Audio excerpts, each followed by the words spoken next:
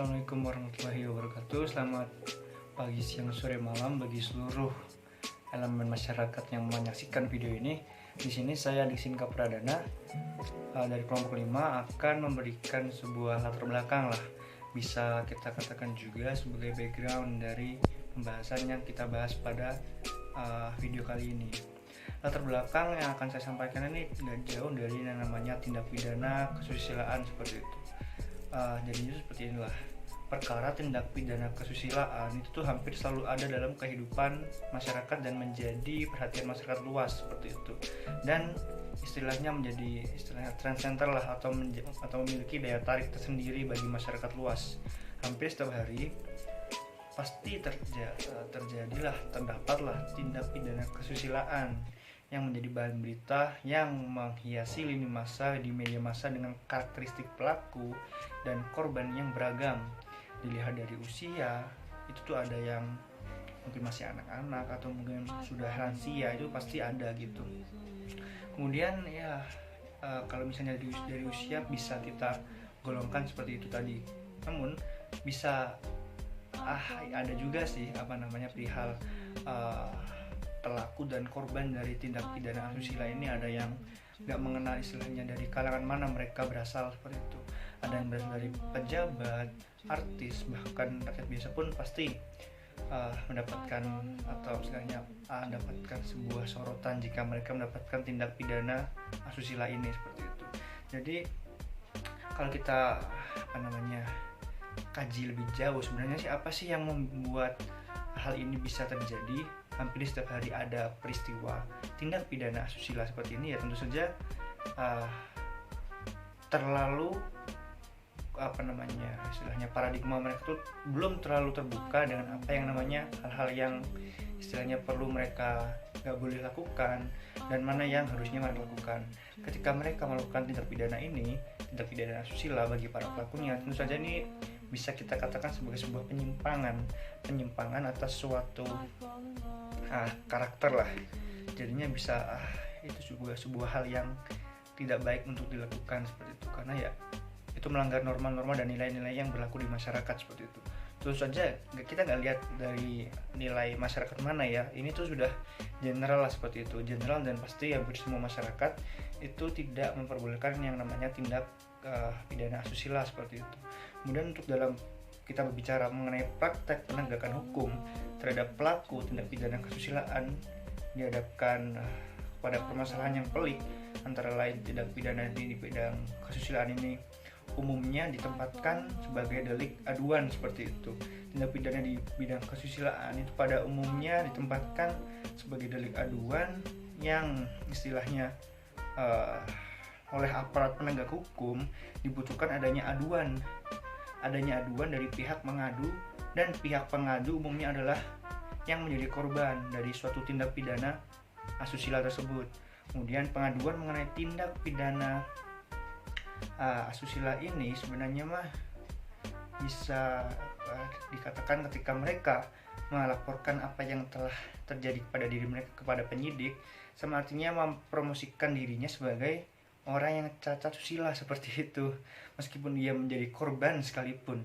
Dalam tindak pidana kesusilaan, umumnya pelaku dengan korban kejahatan dari tindak pidana ini umumnya memiliki istilahnya kekerabatan lah, hubungan kekerabatan yang membuat kadang proses pembuktiannya tuh sulit untuk dilakukan dan sulit untuk diusut perkaranya secara gamblang seperti itu, karena ya hanya sebagian kecil pelaku tindak pidana ini yang mendapatkan vonis yang setimpal dengan apa yang telah mereka lakukan seperti itu. Kemudian kalau kita bicara tindak pidana kesusilaan dalam doktrin hukum pidana tersebut, delik personal atau delik subjektif yang oleh sebab itu tidak bisa diukur secara objektif, seperti kejahatan pembunuhan dan penganiayaan seperti itulah, bisa kita katakan nggak bisa lah tindak pidana kesusilaan dihitung sebagai mana yang sudah saya sampaikan tadi itu. Tindak pidana kesusilaan dapat digolongkan sebagai tindak pidana yang bersifat kultural. Apa artinya kultural? Artinya tindak pidana ini sangat syarat dan istilahnya penuh dengan nilai-nilai budaya lokal. ini sebuah hal yang aneh sih, karena ya oleh sebab itu dalam praktek penegakan hukum persoalan definisi kesusilaan menjadi problematika tersendiri seperti itu. Kesusilaan dalam konstruksi hukum pidana dapat ditemukan dalam beberapa definisi lah.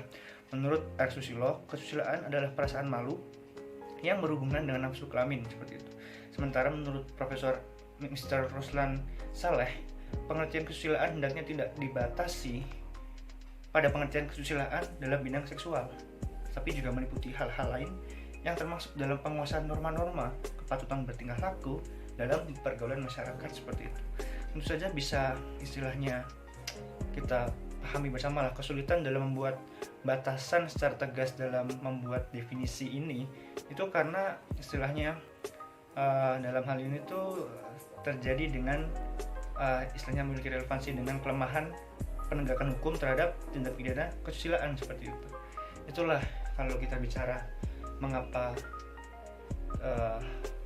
kasus ini atau sebuah hal ini tuh harus kita bahas secara gamblang, karena ini merupakan sebuah hal yang patut kita jadikan fokus untuk kita teliti bersama, kita kaji, kemudian kita jadikan sebuah permasalahan ini untuk kita cari solusinya. Itulah yang perlu kita lakukan, sehingga adalah materi ini untuk apa? Untuk ya kita saling memahami lah bahwa apa sih yang salah dengan orang-orang di Indonesia yang dimana hampir setiap hari itu ada berita-berita mengenai tindak pidana asusila seperti itu. Itu latar belakang yang saya sampaikan mengenai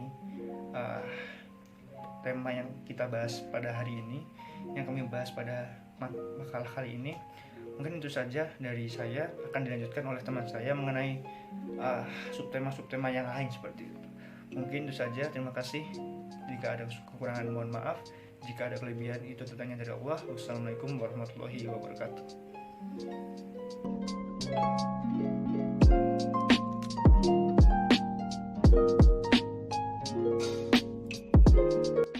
Assalamualaikum warahmatullahi wabarakatuh. Perkenalkan, nama saya Vina Nurfitri dari kelompok 5 Hukum Pidana PKN 2019A.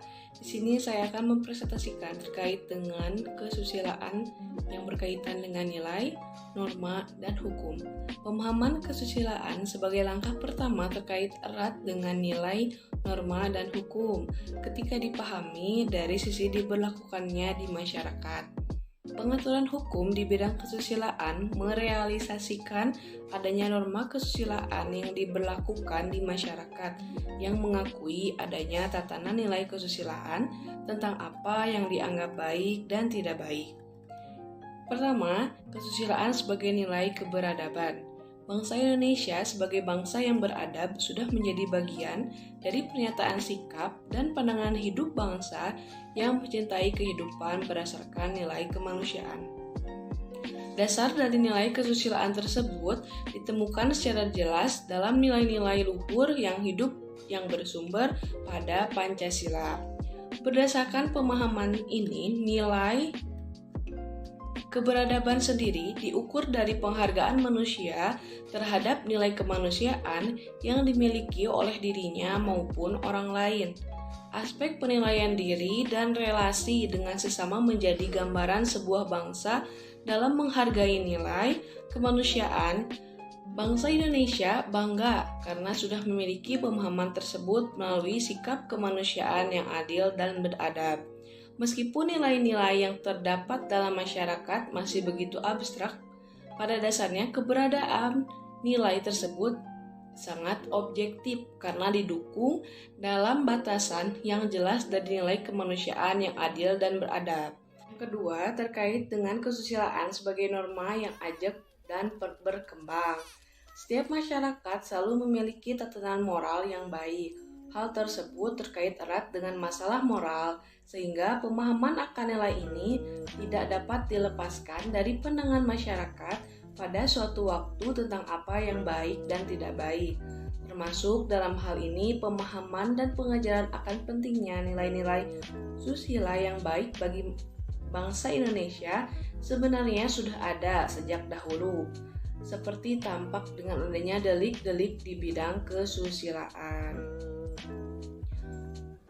Berdasarkan penjelasan historis di atas, dapat dilihat dengan jelas bahwa ketika masyarakat ada hukum pun sudah ada.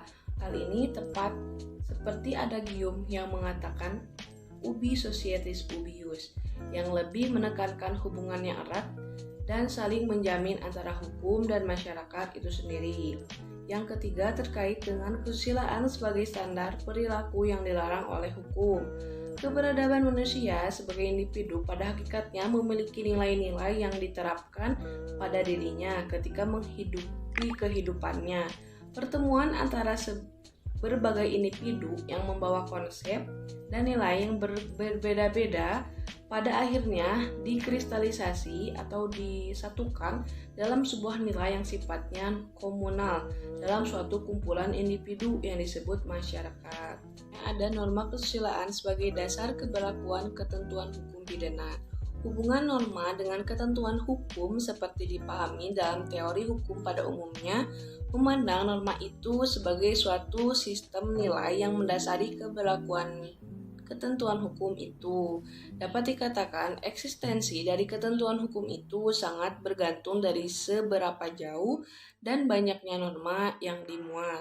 Sebagai contoh, apabila terdapat norma kesusilaan yang mengatur seseorang gadis harus berpakaian sopan, maka ketentuan hukum yang mengatur pun harus menjabarkan lebih konkret hal tersebut. Sebagai metakaidah, norma hukum berkedudukan sebagai norma perilaku yang mendasarkan dirinya pada norma atau kaidah penilaian. Di dalam pemahaman hukum pidana, ketentuan hukum kesusilaan ini sebenarnya dapat ditarik lebih mendasar pada norma yang mendasari pembentukannya, yaitu norma kesusilaan.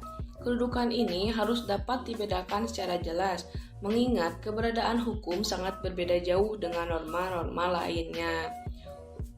Selanjutnya yaitu tentang norma kesusilaan sebagai norma yang bersifat publik. Aspek publik di sini haruslah dipahami sebagai faktor kepentingan umum yang menjadi dasar bagi pemberlakuannya suatu norma atau ketentuan hukum di masyarakat. Terkait dengan hal ini, norma kesusilaan ternyata mengejarkan fungsi yang sangat penting. Norma kesusilaan merupakan norma yang memberikan dasar atau ukuran bagi suatu perbuatan yang baik atau bermoral dan tidak baik. Jika dikaitkan dengan norma lain seperti norma sopan santun dan norma hukum, maka norma kesusilaan lebih memberikan dasar penilaian atau ukuran yang berlaku bagi pribadi seseorang. Sebagai norma yang bersifat publik, sebenarnya norma kesusilaan ini sendiri memberikan dasar keberlakuan yang sifatnya luas. Sifat luas ini sendiri sebenarnya didasarkan atas pertimbangan bahwa tiap individu memiliki satu dasar penilaian yang sama, bahwa sesuatu itu salah atau buruk sehingga sifatnya universal atau umum. Selanjutnya tentang norma kesusilaan dalam bingkai kebijakan hukum pidana nasional. Masyarakat dalam berbagai kehidupannya selalu memiliki cara pandang yang berbeda terhadap sesuatu yang dijadikan objek pengamatannya. Begitu pula cara pandang setiap individu terhadap norma kesusilaan. Perbedaan cara pandang tersebut memang sangat dimungkinkan, mengingat proses komunikasi, interaksi, kebiasaan, geografi, serta tantangan dalam menjalani kehidupan sangat berbeda antara satu individu dengan individu yang lainnya. Perbedaan nilai dan norma dari sisi sifat, di mana norma memiliki sifat mendasar tentang apa yang seharusnya dilakukan sebagai suatu yang terbaik, sedangkan nilai memberi dasar tentang apa yang baik saja. Berdasarkan beberapa teori di atas, dapat diperoleh sebuah pemahaman bahwa keberadaan norma sangat tergantung pada seberapa jauh nilai tersebut dikristalisasikan atau disamakan oleh masyarakat. Perbedaan yang ada dalam pemahaman norma justru menciptakan adanya variasi pengakuan masyarakat terhadap kehidupan yang baik, bukan menunjukkan ketiadaan norma. Pemahaman tersebut menjadi pemahaman dasar dalam memahami arti penting norma kesusilaan bagi hakim dalam melakukan tugas mengadili. Setiap proses penegakan hukum mulai dari tingkat awal hingga akhir selalu berujung pada satu pertanyaan dasar. ada atau tidaknya ketentuan hukum yang dilanggar oleh pelaku atau terdakwa. Kepastian akan dasar hukum yang berupa ketentuan hukum yang digunakan untuk mengadili bagi hakim jelas sangat penting, karena jika tidak ada dasar hukum yang jelas, pengadilan tidak lagi menjalankan hukum melainkan kekuasaan belaka. Penentuan suatu perbuatan sebagai pelanggaran terhadap suatu norma sangat tergantung pada seberapa jauh ruang lingkup pengertian dan dari norma kesusilaan itu sendiri. Jika norma kesusilaan itu dipandang sebagai suatu sistem nilai yang berisikan penilaian akan baik dan buruknya suatu perbuatan berdasarkan moral suatu individu, maka sebagai perbuatan yang menempatkan seksualitas tidak sewajarnya jelas merupakan pelanggaran norma kesusilaan. Mungkin itu yang dapat saya sampaikan. Wassalamualaikum warahmatullahi wabarakatuh. Selanjutnya akan dilanjutkan kembali oleh teman kelompok saya. Terima kasih.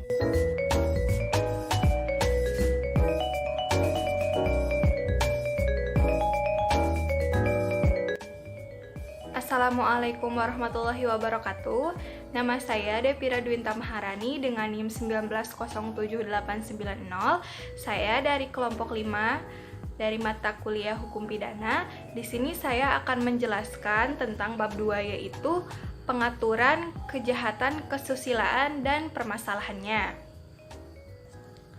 Nah, untuk yang pertama, kita akan membahas tentang arti pengaturan kejahatan kesusilaan. Jadi, suatu tindakan belum tentu dipandang sebagai tindakan pidana pada suatu waktu dan tempat tertentu. Nah, pernyataan tersebut seolah menempatkan hukum sebagai alat penguasa sehingga apa yang dianggap tindakan yang mengancam kepentingan umum bergantung pada penguasa. Sebenarnya, pernyataan tersebut tidak mengarah kepada hukum pidana sebagai alat penguasa yang bisa digunakan seenaknya. Pemahaman seperti ini akan membawa kemunduran dalam pola pikir hukum pidana ke paradigma hukum klasik. Nah, sebaliknya, maksud dari pernyataan tindakan tertentu bergantung pada suatu waktu dan tempat tertentu dapat dipandang sebagai tindakan pidana.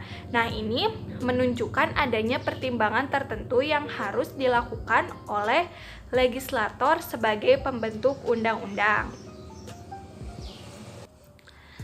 Nah, kemudian untuk pembahasan kedua yaitu kejahatan kesusilaan menurut Kitab Undang-Undang Hukum Pidana dan Permasalahannya. Nah, kejahatan kesusilaan dalam Kitab Undang-Undang Hukum Pidana atau bisa kita sebut KUHP yang dikenal sebagai Misdrijven tegen de Zeden secara khusus diatur dalam bab 2 buku 2 bab 14 terdiri dari 20 ketentuan hukum pidana. Sebagai produk hukum yang dihasilkan berdasarkan kondisi masyarakat Eropa, jelas pengaturan kejahatan kesusilaan sangat berbeda dengan pandangan masyarakat Indonesia. Nah, Eropa dan Indonesia jelas sangat terlihat sekali perbedaannya. Kemudian, Wetboek van Strafrecht voor Nederlandse Indie atau WVSNI berlaku sejak pemerintahan kolonial Hindia Belanda menjajah Indonesia. Nah, masyarakat Indonesia mulai terpola dengan kejahatan kesusilaan dalam KUHP ini. Nah, pembahasan bentuk kejahatan kesusilaan berikut akan lebih ditekankan pada masalah penerapan ketentuan hukum yang tidak mudah dipahami dalam konteks masyarakat Indonesia. Tiap bentuk kejahatan kesusilaan akan digolongkan dalam bentuk tindakan yang sama untuk memudahkan kegiatan analisis hukum tindakan yang terdapat dalam tiap rumusan undang-undang. Nah, untuk pembahasan bentuk kejahatan yang pertama, menampilkan materi asusila di depan umum. Nah, kelompok tindakan menampilkan materi asusila di depan umum dapat dibedakan menjadi 3 macam. Yang pertama yaitu tindakan melanggar kesusilaan secara terbuka, yaitu ada di pasal 281 ke 1 KUHP. Kemudian Yang kedua, tindakan menyebarluaskan materi asusila ada di pasal 282 KUHP. Kemudian yang terakhir ada tindakan mempermudah akses asusila ada di pasal 283 KUHP. Kemudian lanjut ke pembahasan tindakan kejahatan yang kedua, yaitu tindakan pergundikan atau overspel. Nah, mengingat masyarakat Indonesia yang mendasarkan diri dan kehidupannya berdasarkan agama, sebenarnya tindakan pergundikan atau overspel ini tidak mungkin ada. Pergundikan memang sudah lama dikenal oleh sebagian masyarakat Indonesia yang masih menganut sistem patriarki. Nah, kemudian selanjutnya tindakan pencabulan. Tindakan pencabulan sebagaimana bentuk kejahatan kesusilaan lainnya sudah mendapatkan pengaturan dalam pasal 289 sampai 296 KUHP. Nah, kemudian yang terakhir tindakan pemerkosaan.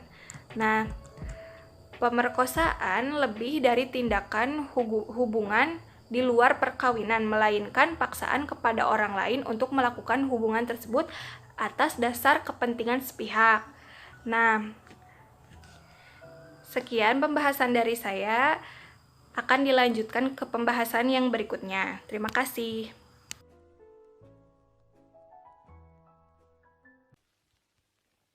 We are the music makers. Shalom, salam sejahtera bagi kita semua. Saya Fadil Tambunan akan melanjutkan presentasi dari teman-teman saya. Pada kali ini akan dijelaskan mengenai penafsiran ekstensif sebagai bagian dari metode penemuan hukum. Penafsiran ekstensif bisa memberikan manfaat besar bagi pemberlakuan hukum yang sesuai dengan perkembangan masyarakat. Kemampuan menyesuaikan diri dengan nilai-nilai masyarakat menjadi ciri metode penafsiran dan bisa disebut sebagai penemuan hukum. Penafsiran ekstensif tidak bisa disebut sebagai metode penemuan hukum progresif karena mempunyai batasan yang jelas. Kegiatan penerapan hukum adalah kegiatan pemaknaan terhadap rumusan ketentuan hukum.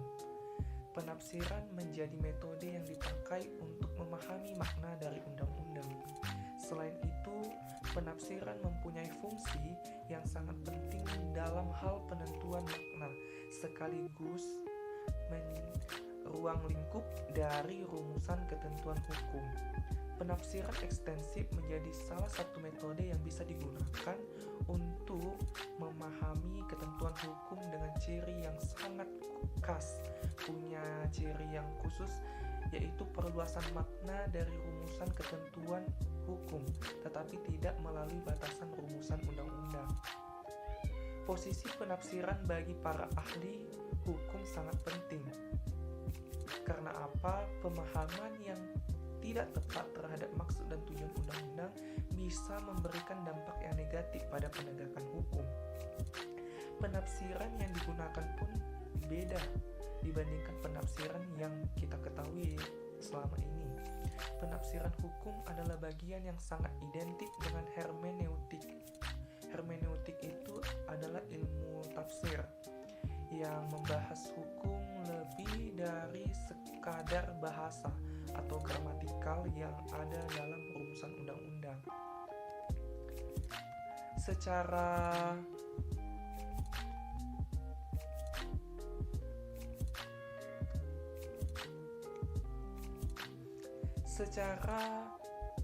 undang-undang, tidak semua metode penafsiran bisa dipakai dalam penafsiran hukum. Ada beberapa metode dalam penafsiran hukum, yaitu metode penafsiran menurut bahasa atau gramatikal. Yang kedua itu adalah metode penafsiran teleologis atau sosiologis. Yang ketiga, metode penafsiran sistematis atau logis. Yang keempat, metode penafsiran historis hukum, artinya sejarah hukum. Yang kelima, penafsiran perbandingan hukum atau komparatif. Dan yang terakhir itu metode metode penafsiran futuristis dengan berpedoman pada undang-undang yang belum mempunyai kekuatan hukum. Ada 4 tahapan dalam memahami penafsiran ekstensif. Yang pertama, tahap pemahaman ketentuan hukum. Yang kedua, tahap penentuan ruang lingkup ketentuan hukum. Yang ketiga, tahap perluasan makna ketentuan hukum sesuai perkembangan. Yang keempat adalah tahap penyusunan argumentasi hukum atas makna yang baru. Selanjutnya akan disampaikan oleh teman kami. Terima kasih.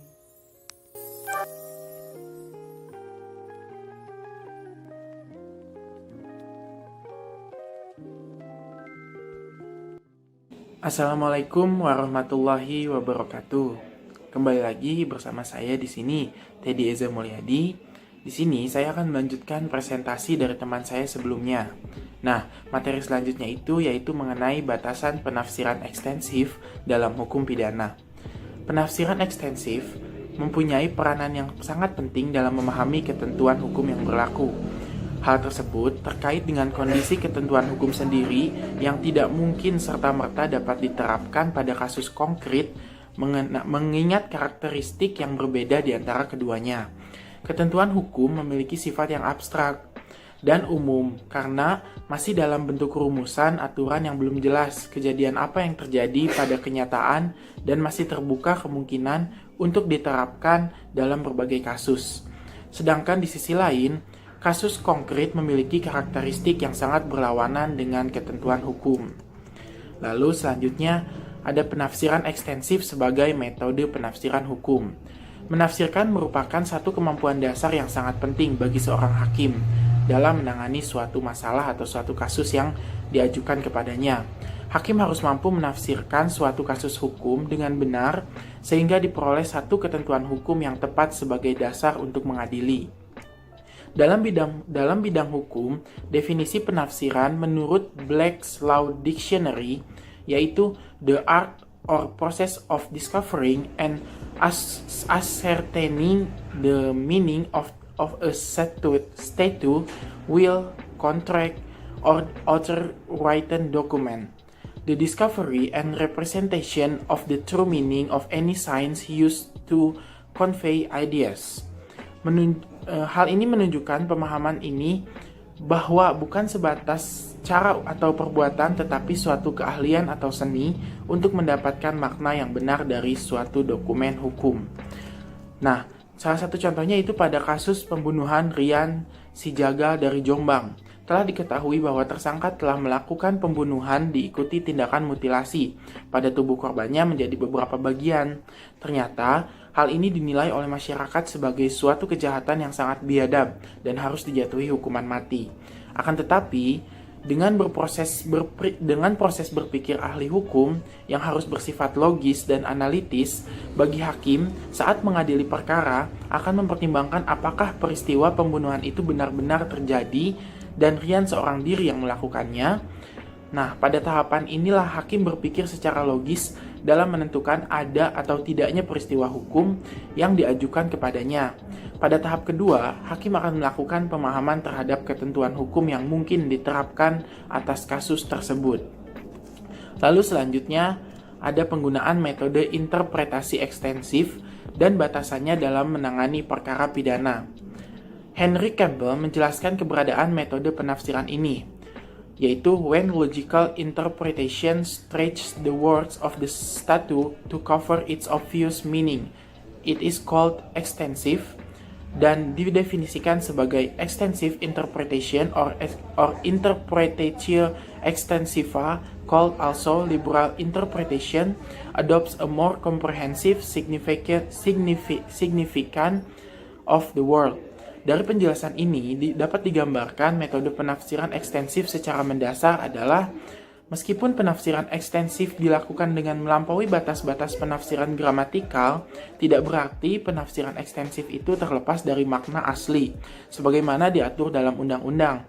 Tujuan dari penafsiran ekstensif ini ingin membuka satu pemahaman baru terhadap suatu istilah di dalam ketentuan hukum, dengan tetap mempertahankan posisinya di dalam ruang lingkup aturan hukum.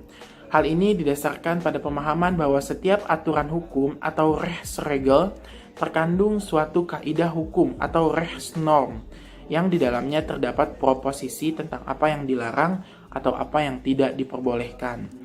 Penggunaan penafsiran ekstensif di dalam praktiknya hanya digunakan oleh hakim apabila menghadapi suatu perkara khusus yang belum mendapatkan pengaturan yang jelas. Adanya ketentuan yang tidak jelas tidak dapat dijadikan alasan oleh hakim untuk menolak perkara yang diajukan kepadanya. Hakim harus tetap menerima, memeriksa, dan mengadili setiap perkara yang diajukan kepadanya sesuai dengan pasal 10 ayat 1 Undang-Undang Nomor 48 Tahun 2009.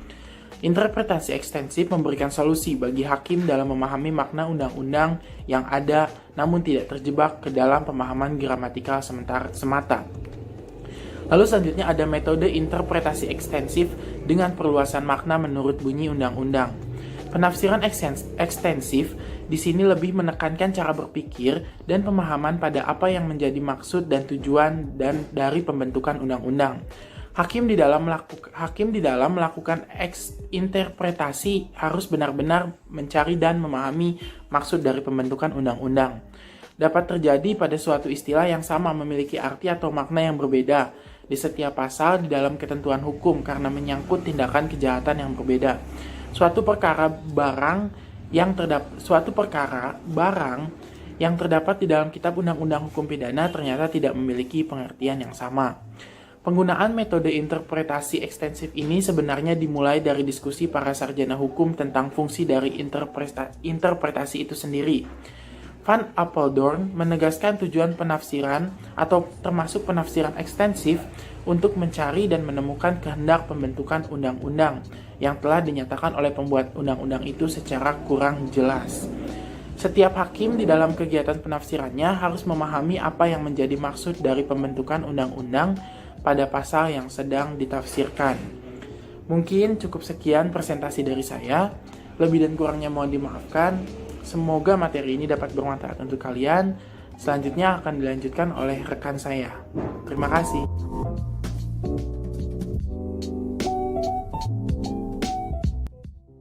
Assalamualaikum warahmatullahi wabarakatuh. Perkenalkan, saya Fadia Mardia dengan NIM 19/01638. Di sini saya akan melanjutkan apa yang dibahas oleh teman saya sebelumnya. Saya akan membahas mengenai penafsiran ekstensif pada perkara pidana adat kesusilaan. Pertama-tama saya akan membahas mengenai prinsip penafsiran ekstensif. Penafsiran hukum mempunyai peranan yang sangat penting dalam memahami ketentuan hukum yang berlaku. Menafsirkan ialah salah satu kemampuan dasar yang sangat penting bagi seorang hakim dalam menangani suatu kasus yang diajukan kepadanya untuk memahami maksud undang-undang yang ada dan menentukan dasar hukum yang benar dalam perkara.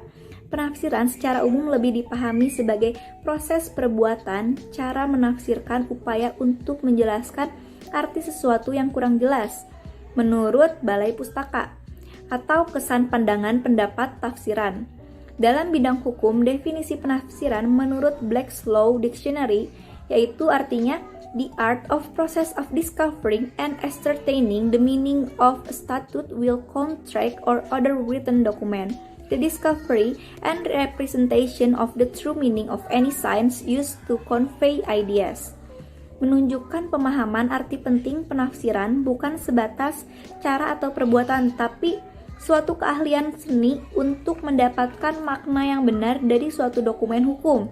Nah, metode penafsiran ekstensif ini merupakan salah satu metode penafsiran di antara bermacam-macam metode penafsiran yang ada.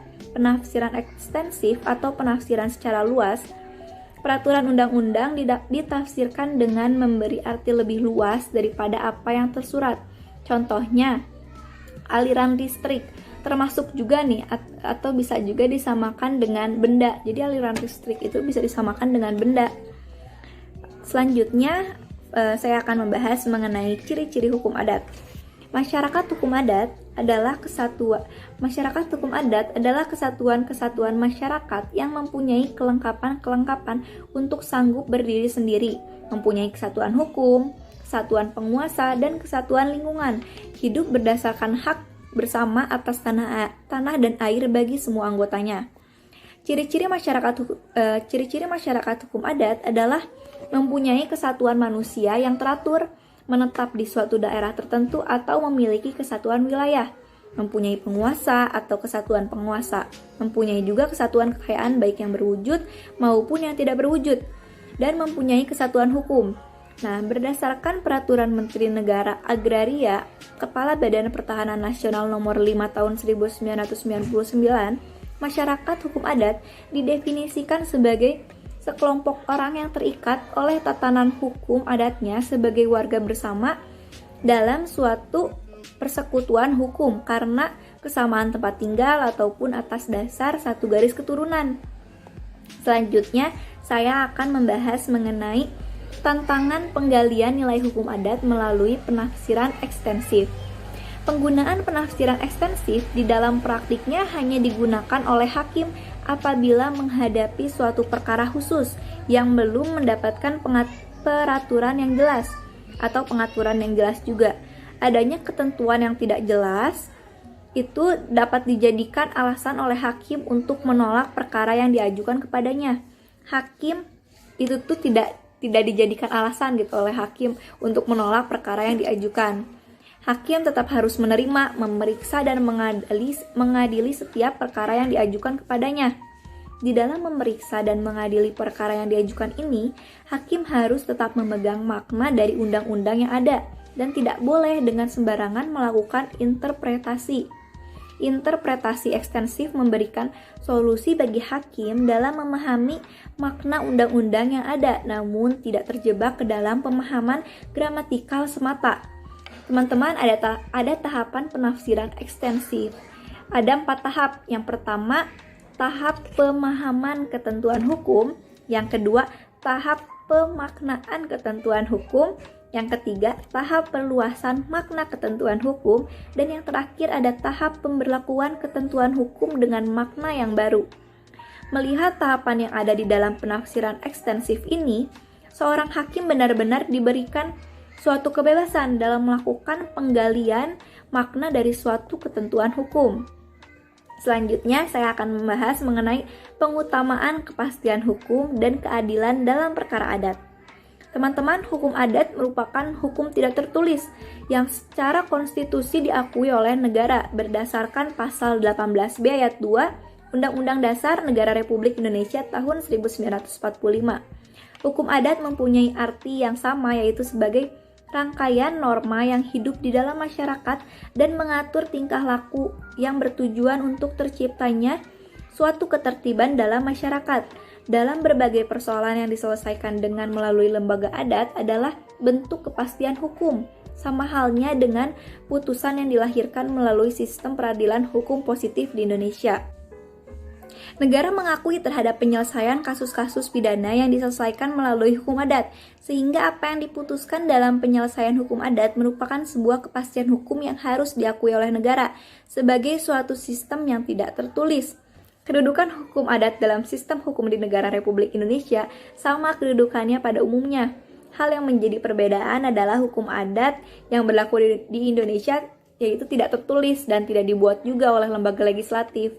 Dengan demikian, Mahkamah Agung mengakui dalam beberapa putusan masalah adat yang telah diurai dalam pembahasan di atas sebagai eksistensi hukum pidana adat serta reaksi adatnya yang masih hidup dalam masyarakat Indonesia. Selanjutnya saya akan membahas kepastian hukum adat dalam perkara adat. Teman-teman, sesuai dengan pasal 1 ayat 3 Undang-Undang Dasar 1945, negara Indonesia adalah negara hukum. Konsekuensi dari negara hukum itu apa sih? Nah, konsekuensi dari negara hukum itu ialah adanya suatu kepastian hukum.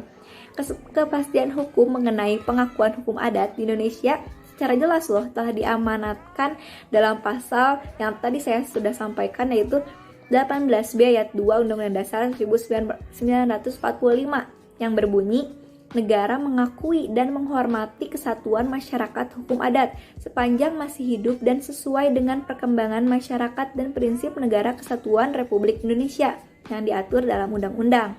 Penyelesaian dalam kasus hukum pidana melalui hukum adat yang membuahkan hasil merupakan wujud dari kepastian hukum itu sendiri. Karena hukum pada fungsinya mengembalikan keseimbangan yang hilang di tengah-tengah masyarakat, dan hasil yang didapatkan dalam proses penyelesaian itu sebagai bentuk wujud dari kepastian hukum itu sendiri. Terakhir, saya akan membahas mengenai keadilan dalam perkara adat. Teman-teman, keadilan dimaknai sebagai proses pencarian, pemecahan masalah yang terjadi atas suatu perkara pidana di mana keterlibatan korban, masyarakat, dan pelaku menjadi penting dalam usaha perbaikan, rekonsiliasi, dan penjaminan keberlangsungan usaha perbaikan tersebut. Dalam hal pelanggaran delik adat yang bukan merupakan tindak pidana menurut perundang-undangan Indonesia, maka penggunaan mekanisme peradilan adat sebagai proses penyelesaian tidak menjadi masalah sepanjang bentuk penyelesaian atau sanksi yang dijatuhkan bukan merupakan suatu bentuk pelanggaran hukum atau hak asasi manusia. Dalam menentukan satu delik adat diberlakukan dalam mekanisme hukum formal, maka hal itu merupakan pelanggaran asas nollum delictum sine previa legi penali. Sebaliknya, penyelesaian perkara pidana melalui mekanisme peradilan adat di luar mekanisme peradilan formal dianggap sebagai bentuk pelanggaran terhadap asas legalitas dalam hukum acara pidana yang menentukan bahwa setiap perkara pidana harus diproses dalam sistem peradilan pidana.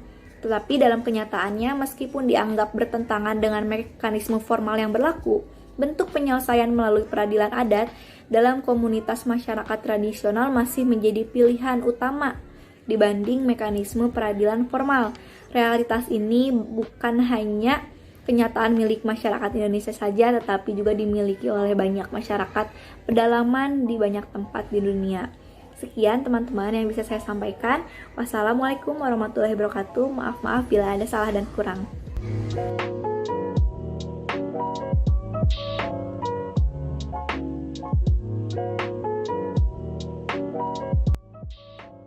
Assalamualaikum warahmatullahi wabarakatuh. Halo semua, nama saya Muhammad Rizky Daullah.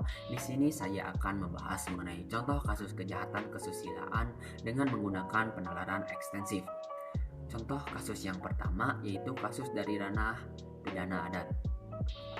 Dalam putusan Mahkamah Agung nomor 854 K /PIT/1983 tanggal 19 September 1984 dalam perkara terdakwa I Desa Gede Tapa dengan kasus telah bersetubuh dengan seorang gadis yang berujung kehamilan, kemudian ia menolak mengawini gadis tersebut yang semula diadili di Pengadilan Negeri Kelungkung yang menerapkan hukum pidana adat logika Sanggraha. Hukum pidana adat logika Sanggraha sendiri mengatur tentang seorang pria yang telah bersetubuh dengan seorang gadis sehingga berakibat hamilnya si gadis. Namun kemudian si pria menolak mengawini si gadis yang telah dihamilinya. Dari kasus ini sebenarnya tampak bahwa hakim melakukan penggalian terhadap nilai-nilai hukum yang terdapat di dalam hukum adat Bali, seperti yang terdapat di dalam Pesuara Bali dan dijadikan dasar hukum mengadili perkara logika Sanggraha. Usaha hakim ini merupakan satu wujud peran serta hakim dalam melakukan kewajibannya menggali dan mengikuti nilai-nilai hukum dari perkara yang terjadi. Dengan diterapkannya aturan hukum dan ratio decidendi, hakim dalam putusannya maka dapat diperoleh suatu jurisprudensi bagi pemahaman aturan. Pemahaman terhadap aturan hukum adat Bali yang sudah berkembang, yang sekaligus menandakan digunakannya interpretasi hukum ekstensif. Sebagai tandanya, terdapat satu makna yang baru dari perbuatan logika Sanggraha. Jika dahulu berupa tindakan penipuan dengan memberi janji, maka saat ini pemahaman mengenai janji ini sudah berkembang menjadi sumpah atau suatu kata-kata tertulis atau bentuk lainnya seiring dengan perkembangan masyarakat. Disinilah hakim melakukan penemuan hukum melalui penafsiran ekstensif. Contoh lain dari kasus dengan menggunakan penafsiran ekstensif yaitu terhadap makna barang. juga terjadi, bahkan sampai termasuk di dalamnya alat kelamin seorang wanita. Seperti pada kasus seorang pria anggota ABRI yang telah didakwa melanggar pasal 378 KUHP karena menolak mengawini seorang gadis yang telah digauli sebelumnya. Si gadis merasa telah menjadi korban penipuan dari terdakwa dengan janji akan dikawini setelah menyerahkan kehormatannya. Putusan Mahkamah Militer Tinggi 3 Surabaya tanggal 4 Mei 1987 yang menyatakan terdakwa terbukti bersalah melanggar pasal 378 KUHP bab 25 tentang perbuatan curang dengan isi barang siapa dengan maksud untuk menguntungkan diri sendiri atau orang lain secara melawan hukum dengan memakai nama palsu atau martabat palsu dengan tipu muslihat ataupun rangkaian kebohongan, menggerakkan orang lain untuk menyerahkan barang sesuatu kepadanya atau supaya memberi hutang maupun menghapuskan piutang, diancam karena penipuan dengan pidana penjara paling lama 4 tahun. Jelas sekali di dalam kasus ini hakim telah melakukan suatu interpretasi secara ekstensif terhadap makna barang sebagaimana diatur dalam pasal 378 KUHP yang bukan hanya barang yang berwujud dan tidak berwujud saja, namun termasuk di dalamnya adalah alat kelamin wanita. Penggunaan penafsiran ekstensif ini merupakan kegiatan yang bersifat progresif antisipatif terhadap makna barang itu sendiri. Hal ini sangat sesuai dengan kebutuhan masyarakat, khususnya kaum perempuan yang membutuhkan perlindungan hukum atas hak-haknya. Sekian dari saya. Wassalamualaikum warahmatullahi wabarakatuh.